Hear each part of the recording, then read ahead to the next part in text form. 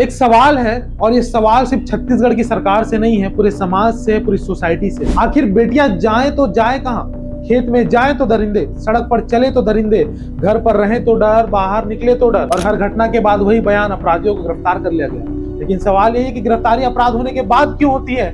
अपराध होने से पहले आखिर कानून क्यों नहीं दिखाई देता? मशहूर शायर दुष्यंत कुमार लिख गए थे, कहां तो तय था चरागा हर एक घर के लिए, कहां चराए मसैयर नहीं शहर के लिए। आज चरागों की बात छोड़िए साहब, इस देश के सुदूर इलाकों में चमकते हुए विज्ञापनों के पीछे छिपे अंधेरे में हमारी माताओं बहनों के लिए सांस लेना भी दुभर हो चुका है। हम बात कर रहे हैं छत्तीसगढ़ के बलरामपुर की रघुनाथ नगर थाना क्षेत्र की एक ऐसी घटना जो सिर्फ एक अपराध नहीं बल्कि हमारे सभ्य समाज के मुंह पर एक करारत तमाचा है। एक ऐसी वारदात जिसे सुनकर शायद आपकी रूह कांप जाएगी, और अगर आप में थोड़ी सी संवेदना बची है तो सत्ता के दावों पर आपको घिन आने लगेगी। मामला क्या है, सिलसिलेवार तरीके से समझिए, क्योंकि हुक्मरानों के पास आंकड़ों की जादुई फाइलों के अलावा इन चीखों को सुनने का वक्त नहीं। तारीख थी शनिवार की रात। एक 48 साल की महिला, गुनाह क्या था उसका? वह अपने खेत की जुताई करवाकर ट्रैक्टर वाले को उसकी मेहनत के पैसे देकर ईमानदारी की जिंदगी बसर करने अपने घर लौट रही थी, पैदल, अकेले, अपने ही देश की सड़क पर, अपने ही गांव की मिट्टी पर। लेकिन सुशासन के चौकस पहरेदारों की नाक के नीचे शराब के नशे में धुत 3 भेड़िया घात लगाए बैठे थे।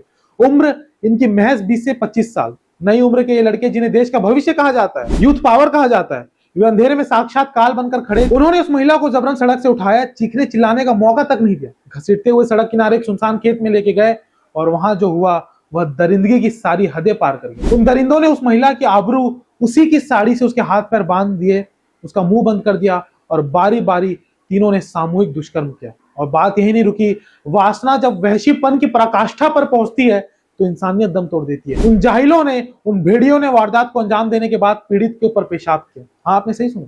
हमारे देश में जहां नारी तू नारायणी के नारे दीवारों पर पेट दिए जाते हैं, जहां बेटी बचाओ के होर्डिंग्स पर लाखों करोड़ों फूंक दिए जाते हैं, वहां एक मां समान उम्र की महिला के साथ गैंग रेप कर उस पर पेशाब किया जाता है। क्या यही है हमारा नया भारत? क्या इसी सुशासन का ढिंडोरा सरकार पीटती है? मुहावरा है ना, अंधेर नगरी चौपट राजा, और यही नगरी, यहाँ नगरी भी अंधेर है और व्यवस्था भी चौपट। जब महिला की चीखें किसी तरह आसपास के लोगों तक पहुंची तो डायल 112 को सूचना दी गई। पुलिस आई, महिला को सुरक्षित निकाला गया। गनीमत कहिए कि तीनों आरोपी उसी के गांव के निकले और पुलिस ने एएसपी विश्व दीपक त्रिपाठी के नेतृत्व में रविवार को उन्हें गिरफ्तार कर जेल भेज दिया। पुलिस अपनी पीठ थपथपा सकती है कि आरोपी पकड़े गए, लेकिन सवाल तो यह है कि हिम्मत आई कहां से? सुनिए नेताओं, मंत्रियों और सुशासन के ठेकेदारों, जब आप बड़े बड़े मंचों से कानून व्यवस्था के कसीदे पढ़ते हैं तो बलरामपुर के उस खेत की मिट्टी आपसे पूछती है कि उस महिला की सुरक्षा की जिम्मेदारी किसकी थी? क्या महिलाएं अब शाम के बाद घर से निकलना बंद कर दें? क्या मेहनत मजदूरी करना छोड़ दें? आज समाज में इतने भेड़िए खुलेआम घूम रहे हैं और बलात्कार तो जैसे एक आम हेडलाइन बन चुकी है। अखबार खोलिए, एक पन्ने पर बलात्कार, दूसरा पन्ना पलटिए, फिर वही कहानी। हमारी संवेदनाएं इस कदर सुन्न हो चुकी है कि हम केवल एक खबर पढ़ते हैं और आगे बढ़ जाते हैं। कवि अदम गुंडवी की वो पंक्तियां याद आती हैं, भूख से बिलबिलाती हुई बस्तियों में सुशासन का ढिंडोरा पीटा जा रहा है, जिस्म को नोचते हैं यहाँ के भेड़िए और महफिलों में घी का दिया जलाया जा रहा है। शर्म की बात तो यह है साहब कि आज इस देश में न्याय मिलेगा या नहीं, इस पर भी भरोसा डिगने लगा है।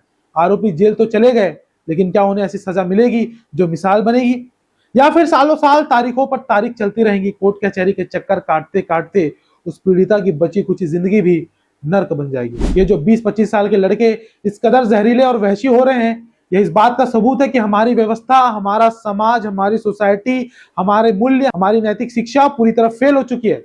इंटरनेट पर परोसी जा रही अश्लीलता, नशे की खुलेआम बिक्री और कानून का खौफ ना होना, इसी का नतीजा है कि आज हमारी बेटियां, हमारी माताएं अपने ही घर के बाहर सुरक्षित नहीं है। चलते चलते सरकार और प्रशासन से सीधा सवाल नई दृष्टि बिंदु के माध्यम से पूछता हूं, आपकी बड़ी बड़ी गाड़ियां, आपके कड़े कानून और आपकी पुलिस किस काम की है अगर एक महिला अपने खेत से घर सुरक्षित नहीं लौट सकती? बलरामपुर की इस घटना ने छत्तीसगढ़ को ही नहीं बल्कि पूरे देश को शर्मसार किया है।